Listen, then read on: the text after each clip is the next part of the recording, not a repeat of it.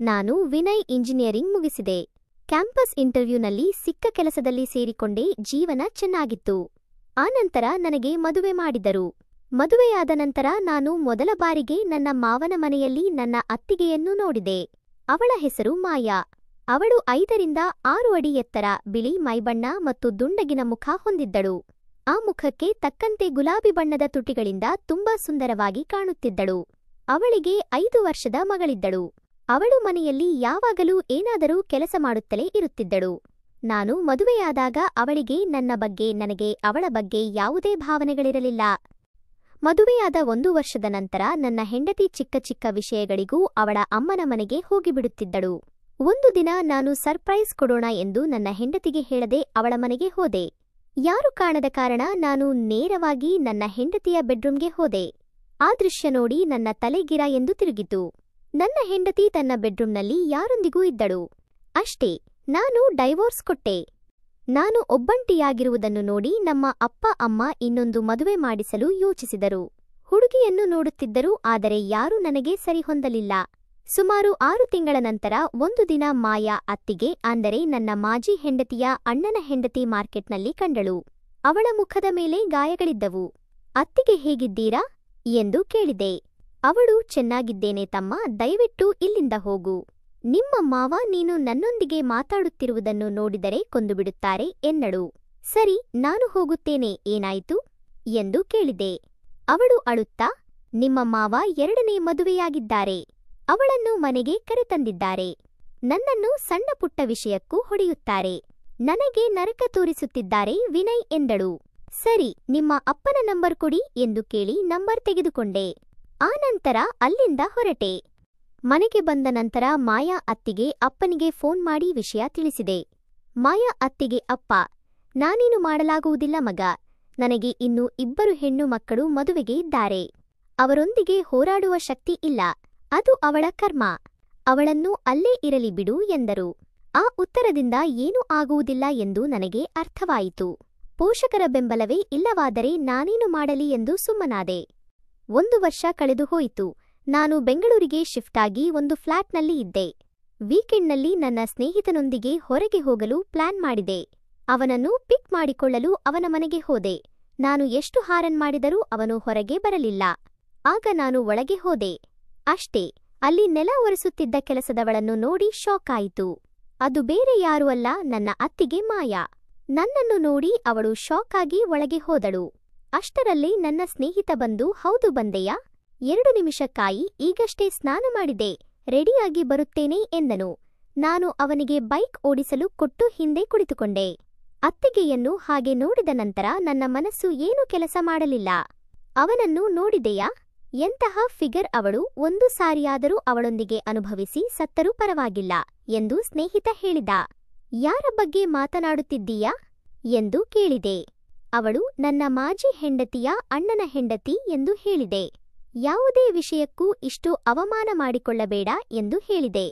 ನನ್ನ ಸ್ನೇಹಿತ ಕೇಳಿದ, ನಿನ್ನ ಮಾವನವರು ತುಂಬಾನೇ ಶ್ರೀಮಂತರು, ಆದರೆ ಅವಳು ಹೀಗೆ ಕೆಲಸದವಳಾಗಿರುವುದು ಯಾಕೆ? ನಾನು, ಅದು ನನಗೂ ಗೊತ್ತಿಲ್ಲ. ಹೋಗೋಣ ಮತ್ತೆ ನಮ್ಮ ಸ್ನೇಹಿತನ ಮನೆಗೆ, ಅದನ್ನು ನೋಡಿ ನನಗೆ ತಡೆದುಕೊಳ್ಳಲು ಆಗುತ್ತಿಲ್ಲ ಎಂದನು. ನಾವು ಮತ್ತೆ ನನ್ನ ಸ್ನೇಹಿತನ ಮನೆಗೆ ಹೋದೆವು. ನನ್ನ ಸ್ನೇಹಿತ ಒಳಗೆ ಹೋಗಿ ಮಾಯಾ ಅತ್ತಿಗೆಯ ಕೈಯಿಂದ ಪೊರಕೆಯನ್ನು ಕಿತ್ತುಕೊಂಡು, ಕ್ಷಮಿಸಿ, ನಿಮ್ಮ ಬಗ್ಗೆ ಗೊತ್ತಿಲ್ಲದೆ ನಿಮ್ಮಿಂದ ಕೆಲಸ ಮಾಡಿಸಿಕೊಂಡೆ ಎಂದ. ಅತ್ತಿಗೆ ನನ್ನ ಕಡೆ ನೋಡುತ್ತಾ, ಏನು ವಿನಯ್, ನಾವು ಹೀಗೂ ಬದುಕುವುದಕ್ಕೆ ಬಿಡುವುದಿಲ್ಲವಾ ಎಂದು ಹೇಳಿದರು. ನಾನು ಕೇಳಿದೆ, ಹೀಗೆ ಬದುಕುವ ಪರಿಸ್ಥಿತಿ ನಿನಗೆ ಯಾಕೆ ಬಂತು? ನೀನು ಹೀಗಿರಬೇಕಾಗಿಲ್ಲ, ಏನು ಆಯಿತು? ಮಾಯಾ ಹೇಳಿದರು, ನಿನ್ನ ಮಾವ ನನ್ನನ್ನು ಮನೆಯಿಂದ ಹೊರಹಾಕಿದರು. ನನ್ನ ಅಪ್ಪನಿಗೆ ನನ್ನನ್ನು ಮತ್ತು ನನ್ನ ಮಗಳನ್ನು ನೋಡಿಕೊಳ್ಳುವ ಶಕ್ತಿ ಇಲ್ಲ. ನಾನು ಏನು ಮಾಡಲಿ? ನಿನ್ನ ಮಗಳು ಎಲ್ಲಿದ್ದಾಳೆ ಎಂದು ಕೇಳಿದೆ.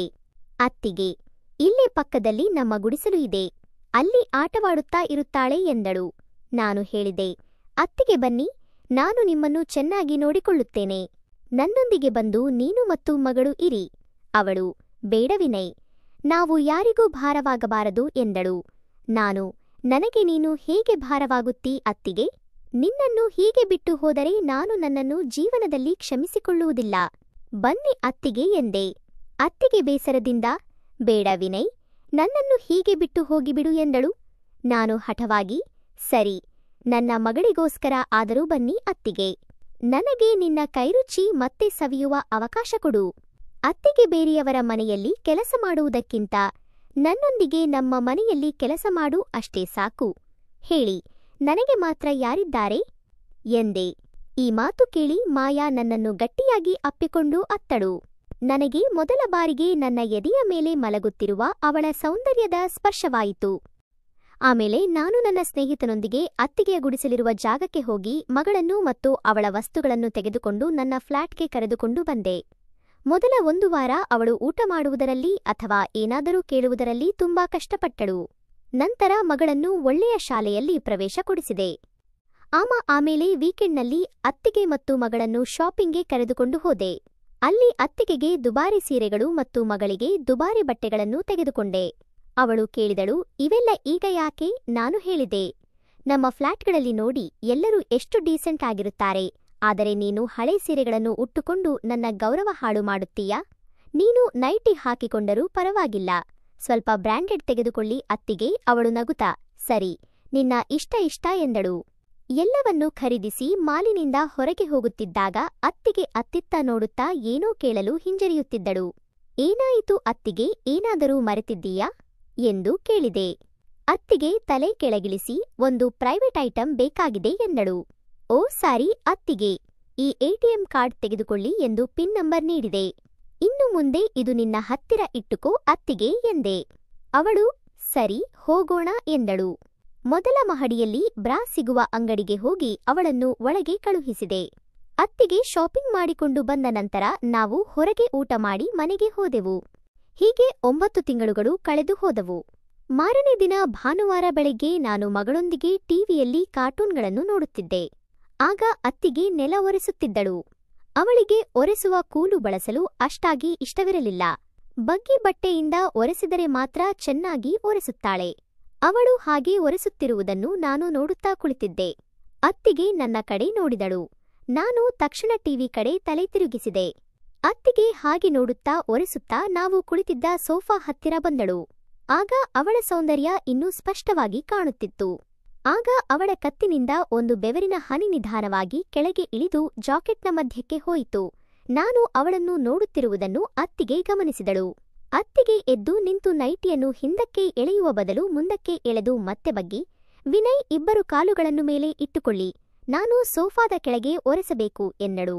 ಈ ಬಾರಿ ಅತ್ತಿಗೆಯ ಸೌಂದರ್ಯ ಇನ್ನೂ ಚೆನ್ನಾಗಿ ಕಾಣುತ್ತಿತ್ತು. ಅತ್ತಿಗೆ ಸ್ವಲ್ಪ ಸಮಯ ಅದೇ ಪೊಸಿಷನ್ನಲ್ಲಿ ಒರೆಸಿ ನನ್ನ ಮುಖ ನೋಡಿ, ಸಾಕು ಎಂದಳು. ಏನಮ್ಮ, ಟಿವಿ ನೋಡಿ ಸಾಕು, ಮಾರ್ಕೆಟ್ಗೆ ಹೋಗಿ ಮಟನ್ ತೆಗೆದುಕೊಂಡು ಬನ್ನಿ. ನೀನು ಬರುವಷ್ಟರಲ್ಲಿ ನಾನು ಸ್ನಾನ ಮಾಡುತ್ತೇನೆ, ಆನಂತರ ಅಡುಗೆ ಮಾಡುತ್ತೇನೆ ಎಂದಳು. ನಾನು ಮಾರ್ಕೆಟ್ಗೆ ಹೋಗಿ ಬಂದೆ. ಅತ್ತಿಗೆ ಸ್ನಾನ ಮಾಡಿ ಸೀರೆ ಹುಟ್ಟುಕೊಂಡಿದ್ದಳು. ನಾನು ಸ್ನಾನ ಮಾಡಲು ನನ್ನ ಬೆಡ್ರೂಮ್ನಲ್ಲಿದ್ದ ಬಾತ್ರೂಮ್ಗೆ ಹೋದೆ.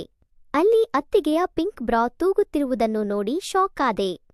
ಅತ್ತಿಗೆ ಯಾವಾಗಲೂ ತನ್ನ ರೂಮ್ಗೆ ಅಟ್ಯಾಚ್ ಆಗಿದ್ದ ಬಾತ್ರೂಮ್ನಲ್ಲಿ ಸ್ನಾನ ಮಾಡುತ್ತಿದ್ದಳು. ಆದರೆ ಇಂದು ನನ್ನ ಬಾತ್ರೂಮ್ನಲ್ಲಿ ಸ್ನಾನ ಮಾಡಿದ್ದಾಳೆ ಎಂದು ಅರ್ಥವಾಯಿತು.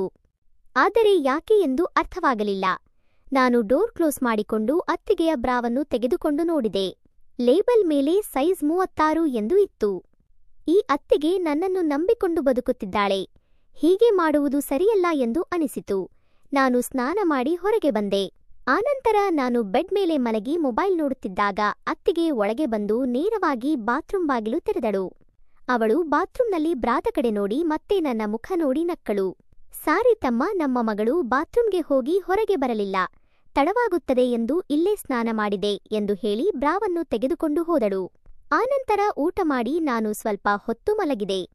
ಸಂಜೆ ನಾನು ಮತ್ತೆ ಟಿವಿ ಹತ್ತಿರ ಕುಳಿತುಕೊಂಡಿದ್ದೆ. ಮಗಳು ರೂಮ್ನಲ್ಲಿ ಓದುತ್ತಿದ್ದಳು. ಅತ್ತಿಗೆ ಟ್ರೈನಲ್ಲಿ ಟೀ ಮತ್ತು ಬಿಸ್ಕೆಟ್ಗಳನ್ನು ತಂದು, ವಿನಯ್ ತೆಗೆದುಕೊಳ್ಳಿ ಎಂದು ಬಗ್ಗಿದಳು. ಅಷ್ಟೇ, ಅವಳ ಬಟ್ಟೆಯೂ ಜಾರಿತು. ಬೇಕಾದರೆ ತೆಗೆದುಕೋ, ನಾನೇನೂ ಅಂದುಕೊಳ್ಳುವುದಿಲ್ಲ ಎಂದು ಸಣ್ಣದಾಗಿ ಹೇಳಿದಳು. ಏನತ್ತಿಗೆ ಎಂದು ಕೇಳಿದೆ. ಬಿಸ್ಕೆಟ್ ಎಂದಳು. ಆ ಬೇಡ, ಟೀ ಸಾಕು ಎಂದು ಟೀ ಕಪ್ ತೆಗೆದುಕೊಂಡೆ. ಹಾಗೆ ಆ ರಾತ್ರಿ ಕಳೆದು ಹೋಯಿತು. ಮಾರನೇ ದಿನ ನಾನು ಆಫೀಸ್ನಿಂದ ಮನೆಗೆ ಬರುವ ಹೊತ್ತಿಗೆ ನಮ್ಮ ಅಪ್ಪ ಅಮ್ಮ ಬಂದಿದ್ದರು. ಅವರು ಇದ್ದ 3 ದಿನಗಳು ಅವರನ್ನು ತುಂಬಾ ಚೆನ್ನಾಗಿ ನೋಡಿಕೊಂಡಳು. ಅವರಿಗೆ ಅತ್ತಿಗೆಯ ಪದ್ಧತಿ ಕೆಲಸ ಸೀರೆ ಹುಟ್ಟುಕೊಂಡು ನೀಟಾಗಿ ಇರುವುದು ನೋಡಿ ಅಮ್ಮ ಹೋಗುವಾಗ ಮುಖ್ಯ ಬಾಗಿಲಿನ ಹತ್ತಿರ ನಿಂತು ಹಿಂತಿರುಗಿ ಮಾಯಾ ಅತ್ತಿಗೆಯ ಕೈ ಹಿಡಿದು, ಆ ದೇವರು ನಿನ್ನನ್ನು ನನ್ನ ಸೊಸೆಯಾಗಿ ಕಳುಹಿಸಿದ್ದರೆ ಎಷ್ಟು ಚೆನ್ನಾಗಿರುತ್ತಿತ್ತೋ ಎಂದು ಹೇಳಿ ಹೊರಟು ಹೋದಳು. ಆ ದಿನದ ನಂತರ ಅತ್ತಿಗೆಯ ಪದ್ಧತಿ ಸ್ವಲ್ಪ ಬದಲಾಯಿತು. ಅವಶ್ಯಕತೆ ಇಲ್ಲದೆ ನನ್ನನ್ನು ಮುಟ್ಟಲು ಪ್ರಾರಂಭಿಸಿದಳು. ನನ್ನೊಂದಿಗೆ ಕ್ಲೋಸ್ ಆಗಿ ಮಾತನಾಡತೊಡಗಿದಳು. ನನಗೆ ಅದು ಇಷ್ಟವಾಯಿತು. ಆದರೆ ಅವಳು ಅತ್ತಿಗೆಯ ಸ್ಥಾನದಲ್ಲಿರುವ ಕಾರಣ ಗಿಲ್ಟಿ ಫೀಲಿಂಗ್ ಇತ್ತು. ಹಾಗೆ ಇರುವಾಗ ಒಂದು ದಿನ ನಾನು ನನ್ನ ಫೋನನ್ನು ಡೈನಿಂಗ್ ಟೇಬಲ್ ಮೇಲೆ ಇಟ್ಟು ಸ್ನಾನ ಮಾಡಲು ಹೋದೆ. ಫೋನ್ ರಿಂಗ್ ಆಯಿತು. ಆಗ ಅತ್ತಿಗೆ ಫೋನ್ ತೆಗೆದುಕೊಂಡು ಯಾರು ಎಂದು ಕೇಳಿದಳು. ಹಾಯ್ ಅತ್ತಿಗೆ, ಗುರುತು ಹಿಡಿದೀರಾ? ನಮ್ಮ ಮನೆಯಲ್ಲಿ ಕೆಲಸ ಮಾಡಿದ್ದೀರಲ್ಲ, ನಾನು ಅಜಯ್ ಎಂದು ಸ್ನೇಹಿತ ಅಜಯ್ ಹೇಳಿದ. ಓ ಅಜಯ್, ಹೇಳು, ವಿನಯ್ ಸ್ನಾನ ಮಾಡುತ್ತಿದ್ದಾನೆ ಎಂದಳು. ಏನಿಲ್ಲ, ನಾಳೆ ಅವನು ಹುಟ್ಟುಹಬ್ಬವಲ್ಲವೇ? ಪ್ಲಾನ್ಗಳೇನು ಎಂದು ಕೇಳಿದ. ಏನು, ನಾಳೆ ವಿನಯ್ ಹುಟ್ಟುಹಬ್ಬವಾ? ಅಜಯ್, ಒಂದು ಸಹಾಯ ಮಾಡುತ್ತೀಯಾ? ಅವನ ಹುಟ್ಟುಹಬ್ಬದ ವಿಷಯ ನನಗೆ ಗೊತ್ತಿದೆ ಎಂದು ಅವನಿಗೆ ಹೇಳಬೇಡ ಪ್ಲೀಸ್ ಎಂದಳು. ಓ ಸರಿ ಅತ್ತಿಗೆ, ಹೇಳುವುದಿಲ್ಲ ಎಂದ ಅಜಯ್. ನಾನು ಆಫೀಸಿಗೆ ಹೋಗಿ ಮನೆಗೆ ಬಂದೆ. ಸಾಮಾನ್ಯ ದಿನಗಳಂತೆ ಡಿನ್ನರ್ ಮಾಡಿ ಮಲಗಿದೆ. ತಕ್ಷಣ ರಾತ್ರಿ 12 ಗಂಟೆಗೆ ನನಗೆ ಅಪ್ಪ ಅಮ್ಮ ಫೋನ್ ಮಾಡಿ ವಿಶ್ ಮಾಡಿದರು. ಅದೇ ಸಮಯದಲ್ಲಿ ಯಾರೋ ನನ್ನ ಬೆಡ್ರೂಮ್ ಬಾಗಿಲು ತಟ್ಟಿದರು. ನಾನು ಎದ್ದು ಬಾಗಿಲು ತೆಗೆಯುತ್ತಿದ್ದಂತೆ ಮಲ್ಲಿಗೆ ಹೂವಿನ ಪರಿಮಳ ನನ್ನ ಮೂಗಿಗೆ ತಾಗಿತು. ಹೊರಗೆ ನೋಡಿದರೆ ಮಾಯಾ. ಅವಳು ತಲೆ ತುಂಬಾ ಮಲ್ಲಿಗೆ ಹೂವುಗಳನ್ನು ಇಟ್ಟುಕೊಂಡು, ತುಟಿಗೆ ಗುಲಾಬಿ ಬಣ್ಣದ ಲಿಪ್ಸ್ಟಿಕ್ ಹಾಕಿಕೊಂಡು, ಹಸಿರು ಸೀರೆ ಮತ್ತು ಕಪ್ಪು ಬ್ಲೌಸ್ ಹಾಕಿಕೊಂಡಿದ್ದಳು. ಅವಳು ಶೋಭನಕ್ಕೆ ಬಂದ ವಧುವಿನಂತೆ ಕಾಣುತ್ತಿದ್ದಳು. ನಿಮ್ಮೊಂದಿಗೆ ಸ್ವಲ್ಪ ಮಾತನಾಡಬೇಕು, ಒಳಗೆ ಬರಬಹುದಾ ಎಂದು ಕೇಳಿದಳು. ಹೌದಾ, ಬಾ ಅತ್ತಿಗೆ ಎಂದೆ. ಒಳಗೆ ಬಂದು ಬಾಗಿಲು ಮುಚ್ಚಿ ನನ್ನ ಕೈ ಹಿಡಿದು ನನ್ನನ್ನು ಬೆಡ್ ಮೇಲೆ ಕೂರಿಸಿದಳು. ಆನಂತರ ತನ್ನ ಸೀರೆ ಸೆರಗನ್ನು ಹಾಗೆ ಸೈಡ್ಗೆ ಸರಿಸಿ, ಆ ಹುಟ್ಟುಹಬ್ಬದ ಶುಭಾಶಯಗಳು ವಿನಯ್, ನಾನು ನಿನ್ನ ಹುಟ್ಟುಹಬ್ಬದ ಉಡುಗೊರೆ ತೆಗೆದುಕೊಳ್ಳಿ ಎಂದಳು. ಆಗ ಖುಷಿಯಿಂದ ಇಬ್ಬರು ಸೇರಿ ಆ ಕೆಲಸ ಮಾಡಿಬಿಟ್ಟಿವು. ಬೆಳಿಗ್ಗೆ ಎದ್ದ ಮೇಲೆ ಮತ್ತೊಮ್ಮೆ ಕೆಲಸ ಮಾಡಿದೆವು. ಇನ್ನು ಮೇಲೆ ಅತ್ತಿಗೆ ಇನ್ನು ನಮ್ಮವರು ಎಂದು ಹೇಳಿ, ಏನೇನೆ ಹೇಳಿದ್ದು ಎಂದಳು. ಅಂದಿನಿಂದ ನಮ್ಮ ಕೆಲಸ ದಿನನಿತ್ಯ ನಡೆಯುತ್ತಿತ್ತು. ಫ್ರೆಂಡ್ಸ್, ಈ ಕಥೆ ಇಷ್ಟವಾಗಿದ್ದರೆ ದಯವಿಟ್ಟು ಶೇರ್ ಮಾಡಿ, ಸಬ್ಸ್ಕ್ರೈಬ್ ಮಾಡಿಕೊಳ್ಳಿ. ಧನ್ಯವಾದಗಳು.